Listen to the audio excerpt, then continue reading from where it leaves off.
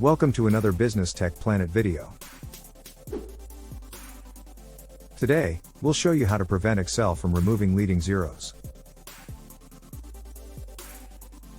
We'll show you 5 ways to do that. First, using a custom number format. Second, using a text format. Third, using a formula. Fourth, using a macro. And fifth, using a third-party tool. In this spreadsheet, we have a column of account numbers that we want to add leading zeros to. To do that with a custom number format, select the whole column. Then right-click any of the selected cells, and click Format Cells in the pop-up menu. Next, click on Custom at the bottom of the left menu. Our account number is currently 8 digits long. But we want 2 additional zeros, so we're adding 10 zeros in the type box. Now click OK, and the zeros will be added to the start of your number.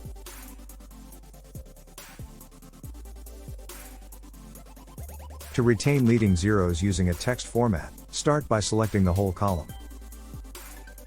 Then head up to the Home tab, and look for a select box in the number section. Click the select box and select text at the bottom. This won't add zeros to any existing numbers, but it will allow you to retain zeros for any new numbers you add.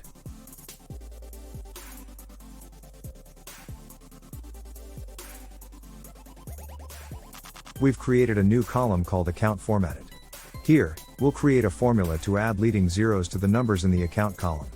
Start by clicking into the top cell, and typing equals text, followed by an open bracket. Then add the first cell in your list of numbers. Ours is D2. Then type a comma, followed by a quotation mark, and add a 0 for every digit in your number, including the additional zeros. Finally, close the quotation mark and the bracket, then hit enter.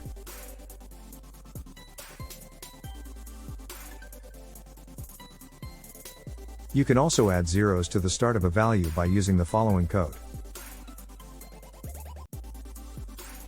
Type equals, followed by a quotation mark. Now enter the number of zeros you want to add to the beginning of your numbers. Then close the quotation and type an ampersand symbol. Finally, enter the first cell in your list of numbers. Again, ours is D2. Then hit enter. Perfect. The numbers now have leading zeros. Adding an apostrophe at the start of a number will retain leading zeros. And one way to add zeros and apostrophes to existing numbers is by using a macro. Start by clicking View at the top. Then click the down arrow under Macros, and select Record Macro from the drop-down. Next, add any name for the macro. We called ours apostrophe. Then add a key combination for the macro. Now click OK.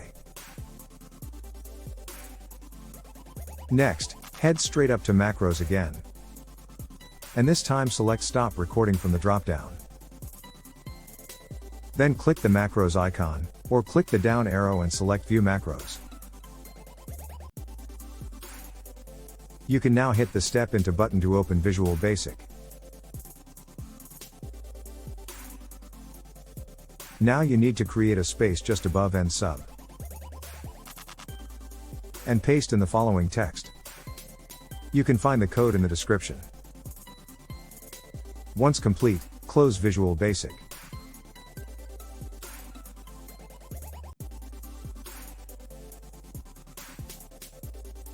Now select your numbers in Excel, and press the key combination to run the macro. As you can see, we now have leading zeros for all our numbers. You can also use Kutools for Excel, to add digits to the beginning or end of a number. Kutools has a free trial, and costs $49. To get the app, go to extendoffice.com. Then hover over Download at the top, and select Kutools for Excel from the drop-down menu. Now click the link to start the download.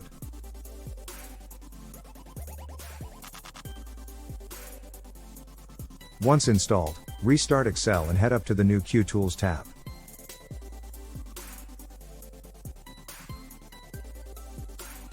Select your numbers, and then click Text in the top menu.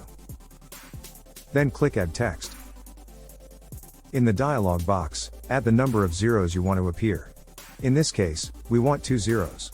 Then set the position as before first character, and hit apply or OK.